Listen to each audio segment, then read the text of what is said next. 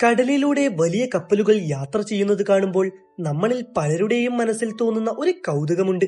നൂറുകണക്കിന് മീറ്റർ നീളവും ടൺ കണക്കിന് ഭാരവുമുള്ള ഈ കൂറ്റൻ കപ്പലുകൾ ആഴക്കടലിൽ നങ്കൂരമിട്ട് അനങ്ങാതെ കിടക്കുന്നത് എങ്ങനെയാണെന്ന് നിങ്ങൾ എപ്പോഴെങ്കിലും ചിന്തിച്ചിട്ടുണ്ടോ? ഒരു ചെറിയ ലോഹക്കൂട്ടത്തിന് ഇത്രയും വലിയൊരു കപ്പലിനെ കടലിൽ പിടിച്ചു നിർത്താൻ കഴിയുമോ? എന്നാൽ സത്യത്തിൽ കപ്പലുകളുടെ കടലിൽ ഒരേയിടത്ത് നിശ്ചലമാക്കി നിർത്തുന്നത് ആങ്കർ അഥവാ നങ്കൂരം മാത്രമാണെന്നത് നമ്മുടെയൊക്കെ ഒരു തെറ്റായ ധാരണയാണ്. നമ്മൾ ഇതുവരെ വിശ്വസിച്ചിരുന്ന ആ ധാരണ തികച്ചും തെറ്റാണെന്ന് വേണം പറയാൻ. ആഴക്കടലിൽ വെറുതെ ഒരു ആങ്കർ മാത്രം താഴെയിട്ടാൽ അത് കപ്പലിനെ ഒരിക്കലും പിടിച്ചു നിർത്താൻ സഹായിക്കില്ല. മാത്രമല്ല, അത് തെറ്റായ രീതിയിലാണ് കൈകാര്യം ചെയ്യുന്നതെങ്കിൽ കപ്പൽ വലിയ അപകടത്തിൽപ്പെടാനും സാധ്യതയുണ്ട്. കപ്പലുകൾ എങ്ങനെയാണ് യഥാർത്ഥത്തിൽ സുരക്ഷിതമായി നങ്കൂരമിടുന്നത്? ആഴക്കടലുകളിൽ ഇതിന്റെ നിയമങ്ങൾ എങ്ങനെയാണ് മാറിമറിയുന്നത്? ടൺ കണക്കിന് ഭാരമുള്ള ഈ ലോഹ ഉപകരണങ്ങളും കൂറ്റൻ ചങ്ങലകളും എങ്ങനെയാണ് വീണ്ടും കപ്പലിലേക്ക് കയറ്റുന്നത്? തുടങ്ങിയ അതിശയകരമായ ഒട്ടനവധി കാര്യങ്ങളാണ് നമ്മൾ ഇന്ന് പരിശോധിക്കാൻ പോകുന്നത്. ഒരു കപ്പലിനെ കടലിൽ അനങ്ങാതെ നിർത്തുന്നതിൽ ആങ്കറിനേക്കാൾ വലിയൊരു പങ്ക് വഹിക്കുന്നത് ആ കപ്പലിൽ ഉപയോഗിക്കുന്ന കൂറ്റൻ ചങ്ങലകളുടെ ഭാരവും അവയുടെ ഘർഷണവുമാണ്. സാധാരണ കടകളിൽ കാണുന്ന ചങ്ങലകളല്ല. കപ്പലുകളിൽ ഉപയോഗിക്കുന്നത് ഒരു വലിയ ക്രൂയിസ് കപ്പലിന്റെ ചങ്ങലയിലെ ഓരോ ഒറ്റ കണക്കിന് പോലും ഏകദേശം 130 കിലോഗ്രാം ഭാരം വരും. ഇത്തരത്തിലുള്ള 300-ലധികം മീറ്റർ നീളമുള്ള ഭീമാകാരമായ ചങ്ങലകളാണ് ഒരു കപ്പലിൽ ഉപയോഗിക്കുന്നത്. ആങ്കറിന് മാത്രമായി 12 മുതൽ 20 ടൺ വരെ ഭാരമുണ്ടെങ്കിലും അതിനേക്കാൾ ഭാരമുള്ള വലിയൊരു ചങ്ങലയാണ് ഇതിന്റെ പ്രധാന കാതൽ. കപ്പൽ ഒരിടത്ത് നിർത്താൻ തീരുമാനിക്കുമ്പോൾ ക്യാപ്റ്റർ ആങ്കർ മാത്രം വെള്ളത്തിലേക്ക് താഴെയിടുകയല്ല ചെയ്യുന്നത്. മറിച്ച് കനത്ത ഭാരമുള്ള വലിയൊരു ഭാഗം ചങ്ങല സമുദ്രത്തിന്റെ അടിത്തട്ടിലേക്ക് ഇറക്കി കൊടുക്കുകയാണ് ചെയ്യുന്നത്. ഇത്തരത്തിൽ അടിത്തട്ടിൽ കിടക്കുന്ന ചങ്ങല കറ്റനറി എന്നൊരു പ്രത്യേക വളവ് രൂപപ്പെടുത്തുന്നു. ഇത് കടലിലെ ശക്തമായ കാറ്റിന്റെയും അടിയൊഴുക്കുകളുടെയും സമ്മർദ്ദത്തെ വലിയ രീതിയിൽ ആഗിരണം ചെയ്യാൻ സഹായിക്കുന്നു. സമുദ്രത്തിന്റെ അടിത്തട്ടിലെ ചെളിയിലും മണ്ണിലും കിടക്കുന്ന ഈ ചങ്ങല ഒരു ഭീമാകാരമായ ഷോക്ക് അബ്സോർബറായി പ്രവർത്തിക്കുന്നു. ശക്തമായ തിരമാലകൾ കപ്പലിനെ പിന്നിലേക്ക് തള്ളുമ്പോൾ ആങ്കറിലേക്ക് സമ്മർദ്ദം എത്തുന്നതിന് മുമ്പ് തന്നെ ടൺ കണക്കിന് ഭാരമുള്ള ആ സ്റ്റീൽ ചങ്ങലയെ അടിത്തട്ടിൽ നിന്ന് ഉയർത്തേണ്ടി വരുന്നു. ഈ ഘർഷണവും ഭാരവും കാരണം കപ്പൽ എളുപ്പത്തിൽ മുന്നോട്ട് നീങ്ങുകയോ ഒഴുക്കിൽപ്പെടുകയോ ഇല്ല. വളരെ ലളിതമായ ചില കണക്കുകൂട്ടലുകളുടെ അടിസ്ഥാനത്തിലാണ് ആവശ്യമായ ചങ്ങലയുടെ നീളം കപ്പലിനെ ഉദ്യോഗസ്ഥർ കണക്കാക്കുന്നത്. വെള്ളത്തിന്റെ ആഴവുമായി ബന്ധപ്പെടുത്തിയാണ് ഈ അളവ് നിശ്ചയിക്കുന്നത്. സാധാരണയായി ആഴത്തിന്റെ 5 മുതൽ 7 മടങ്ങ് വരെ ചങ്ങലയാണ് കടലിലേക്ക് ഇറക്കാറുള്ളത്. ഉദാഹരണത്തിന് 20 മീറ്റർ ആഴമുള്ള ഒരു പ്രദേശത്താണ് കപ്പലുള്ളതെങ്കിൽ സുരക്ഷിതമായി നിൽക്കാൻ ഒരു 100 മുതൽ 140 വരെ മീറ്റർ ചങ്ങല കടലിലേക്ക് കൊടുക്കേണ്ടി വരും. കാറ്റ് വളരെ കൂടുതലുള്ള മോശം കാലാവസ്ഥയാണെങ്കിൽ ഈ അളവ് ഇനിയും വർദ്ധിപ്പിക്കേണ്ടി വരാറുണ്ട്. എന്നാൽ സമുദ്രത്തിന്റെ അതിരുകളില്ലാത്ത ആഴങ്ങളിൽ എത്തുമ്പോൾ ഈ സംവിധാനങ്ങൾ പൂർണ്ണമായും മാറുന്നു.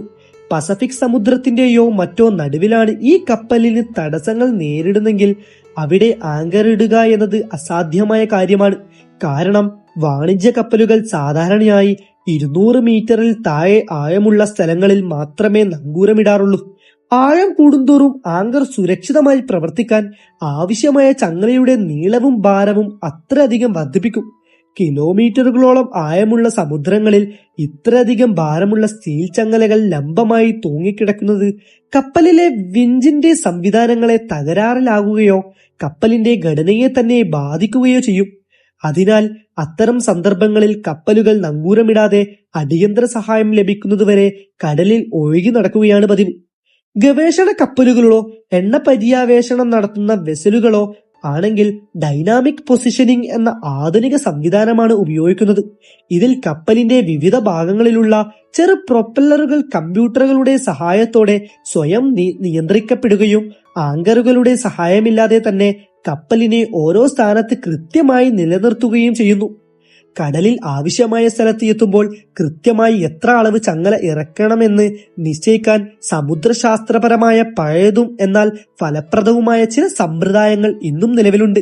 കപ്പലിന്റെ ചങ്ങലകൾ നിശ്ചിത അളവുകളുള്ളതോ മാറിലകൾ അല്ലെങ്കിൽ ഷോട്ടുകൾ ആയാണ് തിരിച്ചിരിക്കുന്നത്. ഓരോ മാറിലെയും 20 മീറ്റർ നീളമുള്ളതാണ്. ഈ ഭാഗങ്ങൾ പരസ്പരം ബന്ധിപ്പിച്ചിരിക്കുന്ന എണ്ണുകൾ എളുപ്പത്തിൽ തിരിച്ചറിയാൻ സാധിക്കുന്ന തരത്തിൽ വെള്ളയോ ചുവപ്പോ നിറങ്ങൾ നൽകി അടയാളപ്പെടുത്തിയിരിക്കുന്നു. ആങ്കർ ഇറക്കുന്ന സമയത്ത് പ്രോഭാഗത്ത് നിൽക്കുന്ന ഉദ്യോഗസ്ഥൻ ഈ അടയാളങ്ങൾ നോക്കി എത്ര മാറിലകൾ കടലിലേക്ക് പോയി എന്ന് എണ്ണി തിട്ടപ്പെടുത്തുന്നു. തുടർന്ന് വയർലെസ് വഴി കമാൻഡ് ബ്രിഡ്ജിലേക്ക് ഈ വിവരം കൈമാറുകയും ചെയ്യുന്നു. 3 മാറിലകൾ വെള്ളത്തിനടിയിലായി എന്ന് പറഞ്ഞാൽ ഏകദേശം 230 മീറ്റർ ചങ്ങലയാണ് പുറത്തേക്ക് പോയെന്ന് അർത്ഥം. കപ്പലിന് അടിത്തട്ടിൽ നിന്ന് എത്രത്തോളം താങ്ങുണ്ട് എന്നും സുരക്ഷിതമായി നിൽക്കാൻ ഇത് പര്യാപ്തരാണോ എന്നും മനസ്സിലാക്കാൻ ഈ കണക്കുകൾ ഏറെ സഹായിക്കുന്നു. ആങ്കർ സമുദ്രത്തിന്റെ അടിത്തട്ടിൽ ചെന്നു വീഴുമ്പോൾ അത് കപ്പലിനെ പിടിച്ചു നിർത്തുന്നില്ല. ആദ്യഘട്ടത്തിൽ അത് അടിത്തട്ടിൽ കിടക്കുക മാത്രമാണ് ചെയ്യുന്നത്. ആങ്കർ കൃത്യമായി അതിന്റെ ജോലി ചെയ്യാൻ തുടങ്ങുമെങ്കിൽ കപ്പൽ വളരെ പതുക്കെ പിന്നോട്ട് സഞ്ചരിക്കേണ്ടതുണ്ട്. ഈ ചെറിയ ചലനം ചങ്ങലയ്ക്ക് തിരശ്ചീനമായ ഒരു വലിവ് നൽകുകയും ആങ്കറിന്റെ പ്രത്യേക ജ്യാമിതി കാരണം അത് സ്വയം തിരുത്തി അടിത്തട്ടിലെ മണ്ണിലേക്കും ചെളിയിലേക്കും ആഴ്ന്നിറങ്ങാൻ തുടങ്ങുകയും ചെയ്യുന്നു. മണലും ചെളിയും നിറഞ്ഞ അടിത്തട്ടിൽ കപ്പൽ പിന്നോട്ട് വലിയുന്നതിനനുസരിച്ച് ആങ്കർ കൂടുതൽ ആഴത്തിലേക്ക് പൂഴ്ന്നു പോകുന്നു. ഈ പ്രതിഭാസമാണ് ടൺ കണക്കിന് ഭാരമുള്ള ഒരു കൂറ്റൻ കപ്പലിനെ കടലിൽ അനങ്ങാതെ പിടിച്ചു നിർത്താൻ ആങ്കറിനെ സഹായിക്കുന്നത്. എന്നാൽ യാത്ര തുടരേണ്ട സമയം വരുമ്പോൾ ഈ മുഴുവൻ പ്രക്രിയയും തിരിച്ചാണ് ചെയ്യേണ്ടത്. അടിത്തട്ടിൽ ആഴ്ന്നിറങ്ങിയ ആങ്കർ തിരികെ എടുക്കുക എന്നത് വളരെ ശ്രമകരമായ ഒരു ജോലിയാണ്. ഇതിനായി കപ്പലിന്റെ മുൻഭാഗത്ത് സജ്ജീകരിച്ചിരിക്കുന്ന ശക്തമായ വിഞ്ച് മെഷീൻ പ്രവർത്തിക്കാൻ തുടങ്ങുന്നു. ഈ ഉപകരണം സ്റ്റീൽ ചങ്ങലയെ പതുക്കെ മുകളിലേക്ക് വലിച്ചു കയറ്റുന്നു. ചങ്ങല പൂർണ്ണമായി നിവർന്നു കഴിഞ്ഞാൽ കപ്പൽ സാവധാനമായി ആങ്കറിന്റെ സ്ഥാനത്തേക്ക് മുന്നോട്ട് നീങ്ങുമ്പോൾ ചങ്ങലയുടെ കോൺ മാറുകയും അത് ആങ്കറിനെ മുകളിലേക്ക് വലിച്ച് അടിത്തട്ടിൽ നിന്ന് വേർപെടുത്താൻ സഹായിക്കുകയും ചെയ്യുന്നു. പൂർണ്ണമായി ചെളിയിൽ നിന്ന് വിടുവിച്ചെടുക്കുന്ന ആങ്കറിനെ പിന്നീട് സുരക്ഷിതമായ കപ്പലിന്റെ പ്രോഭാഗത്തുള്ള അറയിലേക്ക് തന്നെ തിരികെ കയറ്റിവെക്കുന്നു. കടൽ യാത്രകളുടെ സുരക്ഷയിൽ പ്രധാന പങ്കുവഹിക്കുന്ന ഈ എഞ്ചിനീയറിംഗ് വിസ്മയം സമുദ്രസഞ്ചാര ചരിത്രത്തിലെ സുപ്രദമായ ഒരു കണ്ടെത്തൽ കൂടിയാണ്. ഇതുപോലെയുള്ള വിസ്മയകരമായ യാത്രാനുഭവങ്ങളും ഇനിയും നിങ്ങളുടെ മുന്നിലേക്ക് എത്തുന്നതിനായി ഫ്രഞ്ച് ഫയൽസ് എന്ന ഞങ്ങളുടെ ചാനൽ സബ്സ്ക്രൈബ് ചെയ്ത് ഒപ്പമുണ്ടാകുക. Thank you for watching.